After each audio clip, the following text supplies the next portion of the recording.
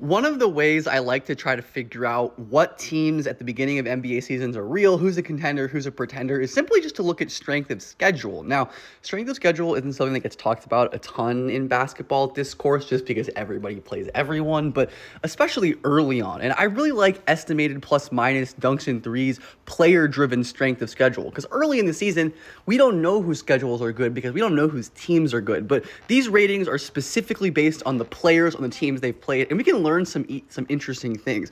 Let's look at the toughest strengths of schedule. We see the Warriors easily the toughest, and that checks out, right? They play the Lakers, they play the Blazers, they play the Clippers. Like, they've had a really hard schedule, and yet they've still been really, really good. Another good sign for a team like the Lakers, who, despite their injuries, have a pretty tough strength of schedule. And the Knicks, whose offense has been rough, they're missing a lot of open shots, but they've played a pretty hard schedule so far. And, teams like the Pelicans, Nets, Raptors have not been good this year, but hey, they are playing tough opponents, and, that's kind of what we'd expect from these bad teams, right? Now, on the other hand, the easiest strengths of schedule. Charlotte, by far the easiest strength of schedule. And looking at some of the good teams here, the Spurs 4-0, the Sixers 4-0, both with bottom tier strength of schedules. I think these are both teams that are probably getting a little hyped by some people. Obviously, the Spurs have a more real chance because they have Wemby, but I still think both teams are rough.